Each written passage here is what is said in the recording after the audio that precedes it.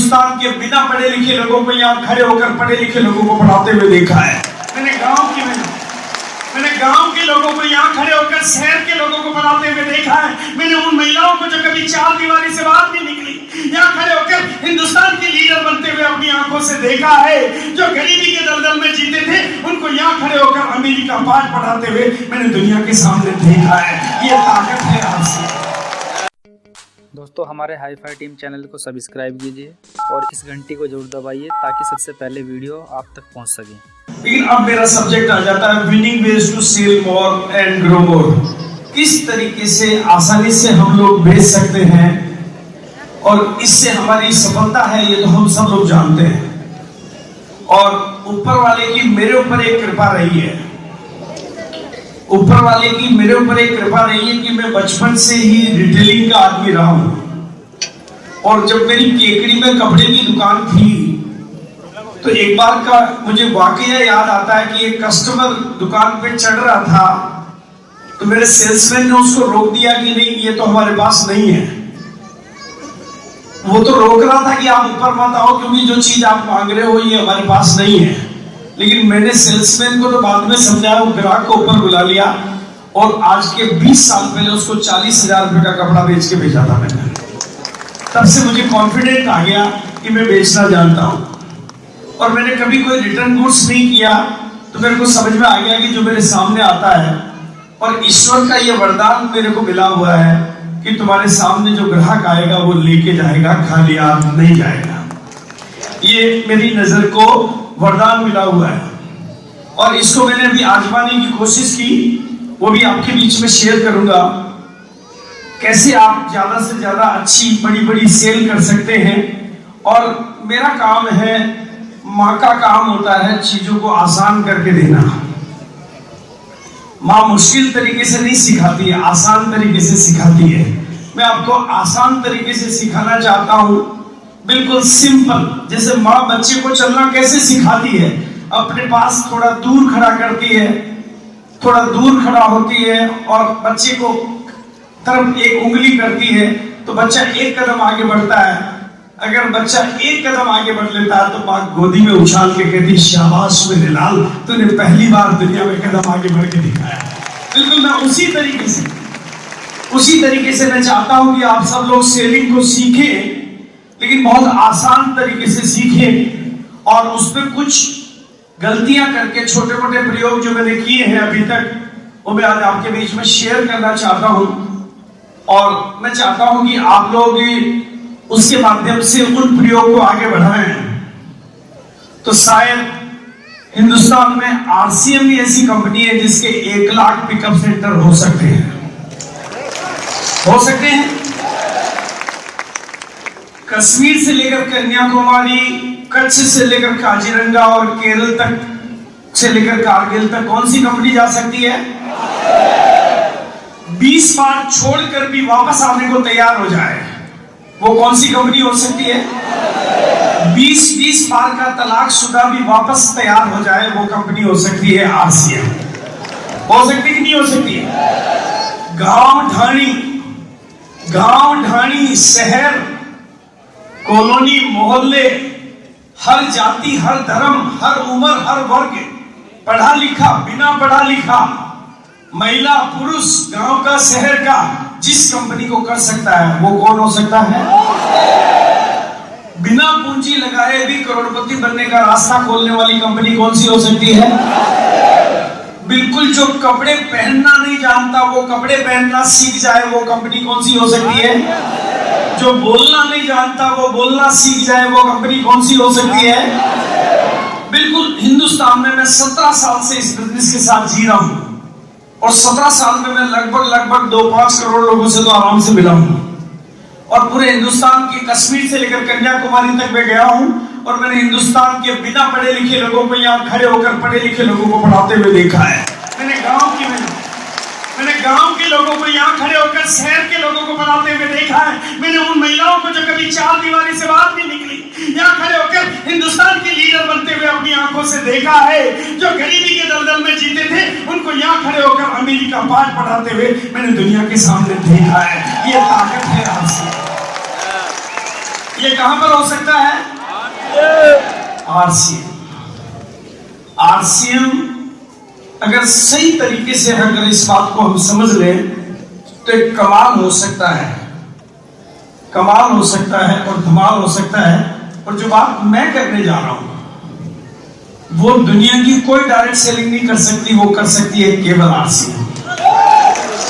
जो अभी मैं आपके सामने शेयर करने जा रहा हूं, माल तो दुनिया की सारी कंपनियां बेचती है, लेकिन ग्राहक दुकान पर आवे और लाइन में लग के माल खरीद के ले जावे, वो काम हो सकता है केवल आरसीएम। बिल्कुल लाइन में लग के माल लेके जावे, क्यू में खड़ा होके माल लेके जावे, वो काम हो सकता है केवल आरसीएम। ये मैंने प्रैक्टिकली करके देखा है, वही चीज आपके बीच में शेयर कर रहा हूं। अभी हमने अलग अलग तरह के कुछ प्रयोग किए, लेकिन उसके लिए आपको क्या थोड़ा सा सेलिंग का एटीट्यूड बनाना पड़ेगा। हम नेटवर्किंग के साथ साथ सेलिंग एटीट्यूड के आदमी हमें बनना पड़ेगा। बेचने का अपने को नजरिया बनाना पड़ेगा। मैं बेच सकता हूं और मुझे बेचना है, ये दो शब्द हमें अपने अंदर मर्ज और इमर्ज करने पड़ेंगे। ये हो सकता है क्योंकि गाय दूध देती तो है लेकिन निकालना पड़ता है। आरसीएम का माल बिकता तो है लेकिन बेचना पड़ता है। और आज की तारीख में पूरी दुनिया में सेलिंग एक फेस्टिवल है। आज की तारीख में पूरे वर्ल्ड में सेलिंग आजकल काम नहीं है, सेलिंग एक एंटरटेनमेंट है। लोग सामान खरीदने के लिए नहीं जाते हैं, घूमने के लिए जाते हैं और खरीदी करके आ जाते हैं। सेलिंग एंटरटेनमेंट भी है और सेलिंग फेस्टिवल भी है। सेलिंग आज की तारीख में पूरी दुनिया में सेलिंग एक अलग तरह का प्रोडक्ट है। सेलिंग एक अलग तरह की दुनिया है। इसको भी अलग तरीके से हम लोग समझने की कोशिश करेंगे तो हम शायद, क्योंकि 20 लाख करोड़ का कारोबार इन्हीं प्रोडक्टों का हो रहा है जो आरसीएम के माध्यम से आपके घरों में आ रहे हैं। ये कुछ आंकड़े मेरे पास जहां से भी उपलब्ध हुए वो चीज मैं आपके बीच शेयर कर रहा हूं। हाँ, सेलिंग में क्रिएशन कम है। देखो मैं आपको बता दूं, मैं बिग बाजार के साथ भी अटैच रहा हूं और 18% प्रोडक्ट वहां पर वो बिकते हैं जिनकी जरूरत है, 82% प्रोडक्ट वो बिकते हैं जिनकी जरूरत नहीं होती है। कपड़े उनको बेचे जा सकते हैं जिनके पास पहले खूब कपड़े हैं। जूते उस आदमी को खूब बेचे जा सकते हैं जिसके पास 10 जोड़ी जूते हैं। जिसके पास एक भी नहीं है उसको दूसरा नहीं बेचा जा सकता। तो सेलिंग प्रमोशनल प्रोडक्ट की ज्यादा होती है, एसेंशियल प्रोडक्ट की कम होती है। और सेलिंग में क्रिएशन, सेलिंग को क्रिएट करना पड़ता है, डिमांड क्रिएट नहीं होती है। ये हल्दी धनिया है जो खत्म होने के बाद दूसरी जरूरत पड़ेगी, बाकी कपड़े तो कभी फटने वाले नहीं है। और ऐसी हजार चीजें हैं जो कभी, माल इसलिए नहीं बिकता कि बाजार में माल की मांग है, माल इसलिए बिकता है क्योंकि मुझे बेचने की गरज है। माल इसलिए नहीं बिकता है कि बाजार में माल की मांग है, इस तरह से बिकने वाला माल तो 5% है। माल इसलिए बिकता है क्योंकि मुझे बेचने की गरज है। और आप लोग जानते हो, आप लोग जब भी बेचना चाहते हो बेच लेते हो, और जब नहीं बेचना चाहते हो तब नहीं बेचते हो। जब आपके सामने टारगेट होता तो आप करते हो, और टारगेट नहीं होता तो आप रेस्ट में चले जाते हो। इसी तरह से, इसलिए कुछ थोड़ा दायरे से बाहर निकल के आज सोचते हैं। मैं माफी चाहूंगा अगर मेरा आइडिया आपको अच्छा नहीं लगे तो, लेकिन मैं समझता हूं कि ये तरीका अगर मेरे साथ काम कर सकता है तो ये आरसीएम को एक नई दिशा दे सकता है और आप लोगों की कामयाबी को ऊंची उड़ान दे सकता है और आपके सपनों को ऊंची पहचान दे सकता है। इसलिए मैं आपके बीच में शेयर कर रहा हूं। आपको पसंद नहीं आए तो कोई जरूरी नहीं, मेरा अपना विचार है, मेरा अपना आइडिया है। मेरा आइडिया मेरे पास है, मेरा विचार मेरे पास है। अगर आपके काम आए तो आपके लिए बहुत खुशी की बात है, क्योंकि मुझे अपनी नहीं आपकी कामयाबी चाहिए। मैं अपनी कामयाबी के लिए कहीं पर भी नहीं घूमता हूं, ना मुझे किसी फिल्म की तलाश है, ना मुझे किसी कामयाबी की तलाश है। मुझे तो बस अपनी तलाश है और मैं अपनी तलाश के लिए अब अपनी यात्रा पर जा रहा हूं। इसलिए मैं आपको ये आइडिया शेयर कर रहा हूं, क्योंकि ये think out of the box की एक एक्सरसाइज है कि अगर हम दायरे में ही रहते हैं तो कुछ न कुछ हमारे हाथ से छूटता है। ये दायरे में ही सोचते हैं तो हमारे हाथ से छूटता है, लेकिन हम दायरे से बाहर जैसे ही निकलते हैं ये आपने देखा होगा कि 9 बिंदुओं के बाद जैसे ही निकले तो सब कुछ हमारे दायरे में आ गया। यानी इसको कहा जाता है think out of the box. कल विवेक बिंद्रा जी इस तरह की बहुत सारी एक्सरसाइज भी आपको कराएंगे और बहुत सारे प्रयोग भी आपके साथ करेंगे ताकि आप अपने दायरे से बाहर निकल के सोचना सीखो। तो मैंने भी कुछ दायरे से बाहर निकल के सोचने की कोशिश की और मैं सोचने की कोशिश करता ही रहता हूँ। हालांकि अब मैंने सोचना भी बंद कर दिया है क्योंकि मैं अब कुछ और सोचना चाहता हूँ। लेकिन इतना बड़ा मार्केट है और हम क्यों सोच रहे हैं 15,000 की, 5,000 की, 25,000 की?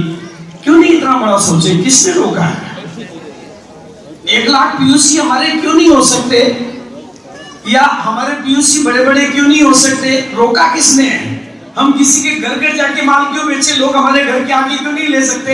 ऐसा रोका किसने? कौन से संविधान में लिखा है कि आपको लोगों के घर घर जाना पड़ेगा? ऐसा क्यों नहीं लिखा हुआ कि लोग आपके पास आएंगे और माल खरीद के ले जाएंगे? ये मना किसने किया?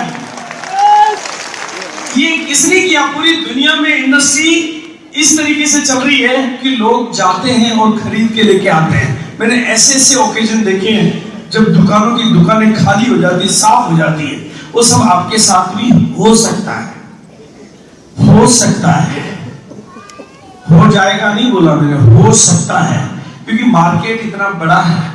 पर एक सवाल है जो आपके सामने है, मेरे सामने है। एक सवाल है जो हम सबके सामने है कि 20 लाख करोड़ रुपए का सामान बिना इनकम के बिक रहा है। 20 लाख करोड़ का सामान बिना इनकम के बिक रहा है और हम लोग चिल्ला चिल्ला के कह रहे हैं कि हमारे सामान अच्छे हैं, हमारे प्रोडक्ट की क्वालिटी अच्छी है, हमारे सामानों में सब कुछ दुनिया के नंबर 1 है और हम इनकम भी देते हैं। फिर भी लोग हमारे से 700 करोड़ में सिमट जाते हैं। तो या तो दुनिया बेवकूफ है या हम बेवकूफ हैं। हम इनकम दे के लोगों को नहीं बेच पा रहे हैं और लोग बिना इनकम दिए 20 लाख करोड़ का बेच पा रहे हैं। सवाल है आपके सामने। जब तक इस सवाल के भीतर नहीं जाओगे जवाब भी नहीं आएगा, क्योंकि सवालों के ही जवाब आते हैं। जिनके पास सवाल नहीं होते उनके पास जवाब भी नहीं होते हैं। 20 लाख करोड़ के कारोबार में से आप कितना? सबने न्यूट्रीचार्ट वालों ने एक प्रोडक्ट के आंकड़े दिए, हरीश संजीवनी वाले एक प्रोडक्ट के आंकड़े देंगे, कोई क्या एक प्रोडक्ट के देंगे। मैं तो पूरे बाजार के आंकड़े दे देता हूं। हमारे पास इतने प्रोडक्ट हैं जिनका मार्केट 20 लाख करोड़ का है। उस मार्केट में अगर आपके प्रोडक्ट में दम है, आपकी प्राइस में दम है, लेकिन आपके बेचने में दम नहीं है, तो आप कभी भी नंबर 1 नहीं बन सकते। दम तो तभी नंबर 1 तो तभी बनोगे जब आपके बेचने के तरीके में बदलाव आएगा, बेचने की तरीके का बदलाव आएगा। It's my pleasure.